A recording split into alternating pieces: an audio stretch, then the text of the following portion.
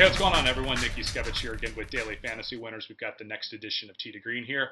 And so I haven't done a strategy video in a while, and so I wanted to do a mailbag edition, try to answer some of the questions that you guys have asked me over the last handful of weeks, a couple months rather, and I've gotten back to most of you who have asked me questions, and I just wanted to kind of give them out to the public as far as which ones I thought were the best and which ones I think to just be the most useful to everybody out there who's doing daily fantasy golf these days. And so I've got 4 questions here, and let's just dive right on into it. And so the first question has to do with FanDuel. A lot of people have been wanting to know if I'm going to incorporate FanDuel into Tee to Green or to the website over at Daily Fantasy Winners as far as tools or odds per dollar and things like that. So the short answer is I don't know. It'll be more if I do. I'm not going to do it in the near future. I can tell you that. And the main reason why I'm not doing the near future is because I'm not that familiar with it. I'm not going to give you bad advice. I would rather give you good advice. And so, but is it something I could incorporate? Absolutely. If it's something I do incorporate, it would be later on this year as we get more into the summer, maybe even like the early fall before football season. And so, but if I don't get to it then, or I don't feel like I'm still not like that familiar enough with it, I would then probably save it for the start of next season, like in January. But the other thing is we can put together like an odds per dollar tab on the website. We've obviously had the site was down for a little bit recently, and luckily those kinks are all finally worked out. We've made some upgrades that just took a little longer than we had unfortunately anticipated, but those are all taken care of, like I said. And so we got like our baseball tools back up, and so we've had a couple people in and out of town. It's just been a little bit of a chaotic here, but that's something we can add, and we're actually going to be adding another golf tool or two here as well to the website coming up in the near future. Hopefully by the Players Championship, if not before the U.S. Open, something like that. And so in any case, we can get to that because I know odds per dollar is something pretty simple that we can do pretty easily each week once it's up there on the website. And so, but the one thing I will say as far as FanDuel advice goes, and this is something I can do just right now as general strategy here moving forward for you guys, and this is something that Max actually definitely already talked about in a Daily Fantasy Winners video over on our YouTube channel, and he was reviewing the winning lineup to one of the big GPPs on FanDuel at the Masters about a month ago. And so and I agree with him on this, and Danny does as well. We were all discussing this a week or two ago for a little bit. And so the simple thing is you want to be using the best golfers in rounds 3 and 4, and you want to be using the worst golfers or the cheaper golfers in rounds 1 and 2. Pretty obvious why. The golfers who are better are more likely to play on Saturday and Sunday. And obviously the biggest way you get, fantasy points in PGA golf is by the holes you play versus, just having it mostly be about what place do you finish in. Obviously the higher you finish, the better, but it's definitely more about making sure you get to play golf holes. And so obviously, we are not the first people to think of that, and we won't be the last. And so, it's not like bold strategy, but I was looking at a little bit of data for FanDuel, and I was looking at just like in different lineups and things like that. And what I kind of came across was that while there are certainly people who are doing the strategy of using the better golfers on rounds 3 and 4, and then using the worst golfers in rounds 1 and 2, there aren't as many as you might think doing that. And this comes down to differentiation with like GPPs. And so like I've always mentioned before, like on DraftKings, when you're doing GPPs, you want to make sure you're differentiating a little bit, whether you're leaving a few $100s on the table, fading a couple of those high-owned, lower salary guys, things like that. You want to make sure you're differentiating a little bit. With FanDuel, it's not as big of a deal right now because there is enough diversification already as it is in 2 ways. Number one, because not a ton of people, some people, not a ton of people though, are doing the great golfers in rounds 3 and 4 and the worst golfers 1 and 2. The ownerships are diversified enough between, golfer X is being used this, a certain amount in rounds 1 and 2, and that same golfer X is being used a different amount in rounds 3 and 4. So essentially, their output is split up essentially, if that makes sense. Yes, there's going to be a correlation a little, or they're going to be similar in terms of how a golfer posts in rounds 1 and 2 versus 3 and 4, but they're going to be different, obviously, depending where you roster them. The place will be the same, you'll get the same amount of points that way, but the holes accumulated will be completely different. So there's enough diversification in that alone. The other way you're going to get diversification is just because in comparing it to DraftKings, you have 6 golfers, and you get scores for rounds 1 through 4. On FanDuel, it's 8 golfers, and they're divided into 2 sections and 2 pockets of 4. So essentially, you're getting a lot more diversification that way. So, and there aren't as many people playing daily fantasy golf right now on FanDuel in comparison to DraftKings. Although I do expect it'll probably grow over time here. But for right now, it's a little bit smaller. So just overall, in terms of the number of people, the differences in the number of players in the lineups, and then just the strategy of rounds 1 and 2 versus 3 and 4, you just don't really have to spend any energy diversifying other than use the best players in rounds 3 and 4, use the not so good golfers rounds 1 and 2. Where would I do a dividing line on that? I don't know exactly. Again, like I said, I'm not that familiar with FanDuel Golf too much. But as a general rule, when I was looking at it, I kind of thought $8,000 and up, you would go to rounds $8,000 and up, go to rounds 3 and 4, and then $7,000 and below, go to rounds 1 and 2, and then 7 to 8,000, it's kind of a tweener range. You could go either way with that one. That's just rough guidelines I would use. It would depend on the tournament, and I know FanDuel's got a different salary structure, and they've got they don't follow the sportsbook odds very well, but they're not that similar to DraftKings either. It's just I don't know what their algorithm is, and I don't I'm just like I said, not familiar enough with it. So, but that's what I would do as far as again, like I said, best golfers 3 and 4, not as good golfers 1 and 2. Okay, moving on. Sorry, rambling here. On to the second question, and this is a really good question from somebody. This was in the forum actually a few weeks ago regarding the RBC Heritage, and it had to do with Luke Donald. And so this was a question that may have gone lost through the shuffle only because it was posted on there after the tournament had already played and the discussion had taken place, and so potentially a lot of people maybe did not see it, and so I just wanted to bring it and just kind of read what the question was and read what my answer was to everybody, because I think it was important for everybody to hear it who might be having these thoughts or as they play daily fantasy. And so in any case, here we go. The question is, hey, Nick, I know you typically like to fade the cheaper players who are heavily owned, but how can you recommend fading a guy who has a career pedigree such as Luke Donald, and who has stood the test of time on this course in a field as weak as this, especially when you consider that he was priced 24th on DraftKings and he had the 10th best odds to win the tournament? Thanks. Okay, so if, for whatever reason, if you're not familiar with what this person's talking about, Luke Donald, he was a very good odds per dollar. He was priced, I don't remember his exact price, I should have looked this up, but he was in the upper 7K range. It was like 7,800, 77, 7,600. It was something like that. And he had very good odds per dollar. And so like he said, he was priced he was the 24th most expensive, and he had the 10th best odds. And so Luke, if you did the research for the RBC, Luke Donald has insanely good course history here in comparison to like a lot of other tournaments and courses he's played. He has had several second place finishes, a couple other top 10s, and it's just much better there than other places. And so here is my response to him, and basically saying why I would still I think it was still a good decision to fade him. So even though Donald had the 10th best odds according to sportsbooks, those odds were primarily jacked up because of his course history. We see this happen with defending champs all the time by the books. They jack up the odds because people love going to course history. Most often it's done with defending champs. Like when people just win the tournament, people still have that fresh in their minds when they go to the course history and they remember like that tournament and things like that. So sportsbooks just naturally jack it up a little bit more because they know some crazy people will bet on it. And so in any case, so most often it's done with defending champs, but they will also do it insanely good course history too, like Luke Donald was in this situation. While Donald does have good course history, he was not even close to the 10th best golfer in the field and did not deserve to have the 10th best odds. He hasn't won a pro tournament on the PGA or European Tour since 2012. Furthermore, in the 20-plus tournaments he plays in each year since 2012, he's only been posting about 2 to 3 top 10s a year, often in weak tournaments such as this.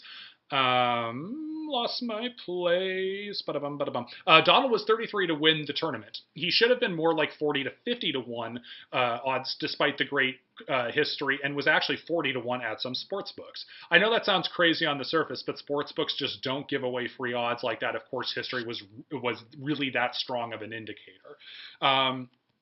And so just to let you know also, the strength of this field by PGA standards, it was a very weak field, but still it was not weak enough to the point that Luke Donald was the 10th best golfer in that field, just straight up. Like, just that's like, that's a no-brainer, basically, just to make that clear. So anyways, so while recognizing Donald has insanely good course history and has come close to winning a ton here over the last handful of years, he is still significantly more likely to miss the cut at Harbour Town, meaning the RBC, than win the tournament. Donald will easily miss the cut 3 times more than the 33 to 1 for the tournament this year.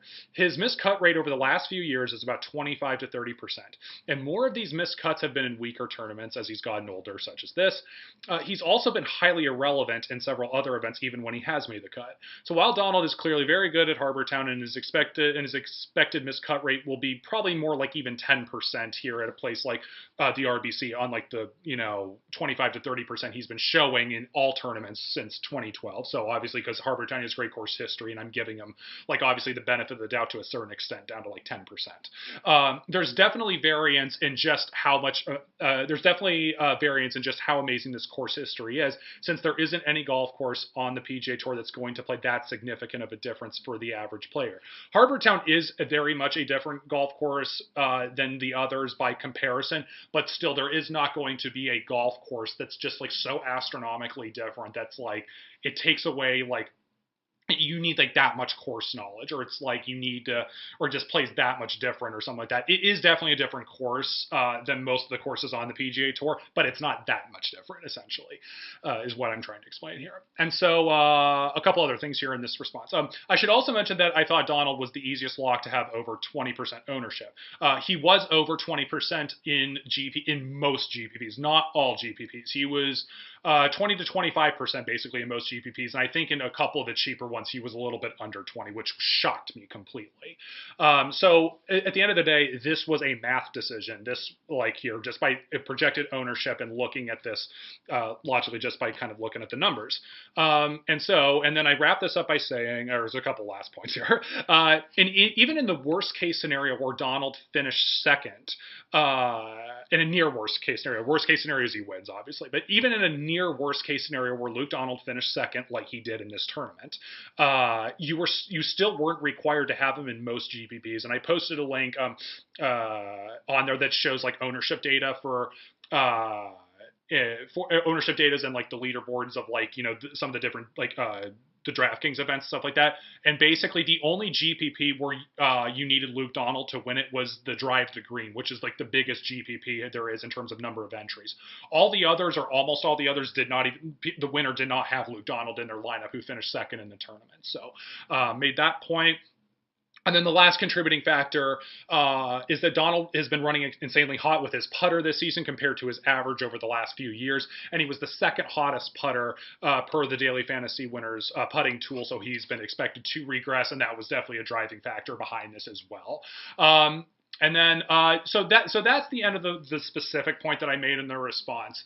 But I did, this is the last thing to kind of wrap this up, is last thing overall, usually for golfers, when they are around 33 to 1 or better, that's roughly where I say fading is bad, because someone's odds at winning the tournament are too good. So this did cross my mind. And I go by saying it depends on the tournament, the field, how high the expected ownership will be, the variance of the player, etc. There's just a lot of variables to consider.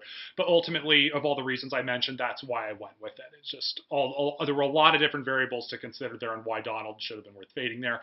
And just the last thing, also, I didn't even mention this. Luke Donald's 39 years old. He's definitely on the downswing of anything. I know there's golfers that can still play outstanding golf, and I like Luke Donald a lot. I don't want to sound like I'm talking too much smack about him, because I think he's a fantastic player. But this was just simply a math decision. It was nothing against him personally by any means of the imagination. And so in any case, if you guys wonder like what's going through my mind when I'm making these decisions each week to say like, yeah, this person should be a good fade, and this person should be a good fade, like these are sometimes the things I crunch down and looking at some of the mathematical decisions that I do here, and trying to give you the best advice here. So anyways, you can re-listen to this, or you can find it in the forum and the RBC section, my response and everything like that, if you want to check it out again later. But that was pretty much that was it.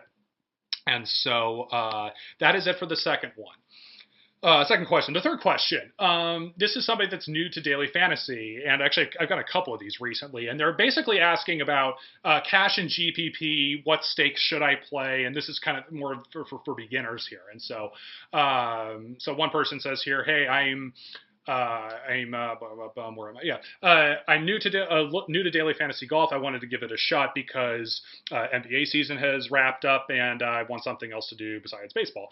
Makes sense. And so, do you recommend doing cash or GPPs? A little of both. And what stakes would you do? So, the first thing I would say, as far as the stakes go, keep it very small in the beginning. Anytime you're doing a new sport, always keep the stakes small. Do the quarter arcade, do the short game, do the birdie, do like the quarter, the dollar, the $3, that type of stuff. Just I don't know what your bankroll is and everything like that, but even if you have a huge bankroll, just keep it minimal for right now and just to get your feet wet on it. That would be the first thing I would say, just regardless what your bankroll is, just for right now, if you're just starting, keep it cheap. As far as cash or GPP, okay, so cash games have been kind of interesting in Daily Fantasy as I've kind of been researching this a little bit more and talking to some different people. Cash games are getting tougher to beat in Daily Fantasy just overall.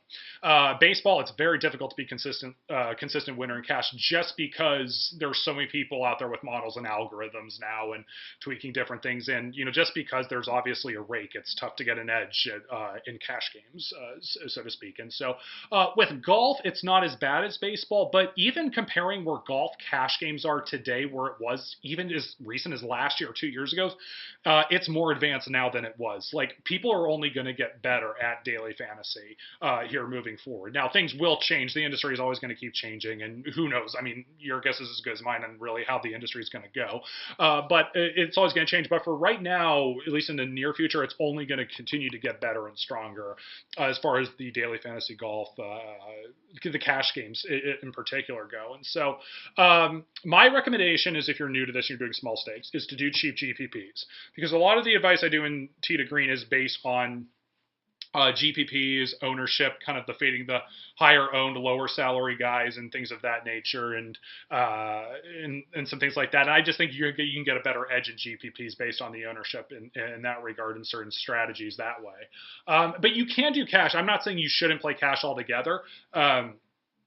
I'm just saying it's a little bit harder to get an edge there. That's just pretty much what I'm saying. But if you want to do it just to see if, like, hey, I can get my GPP buyback, if you want to do like a $3 birdie and then like a $5 or like a $3 GPP and a $3 cash game or whatever it might be, or a couple GPPs and a $5 cash, whatever it might be, like that's fine.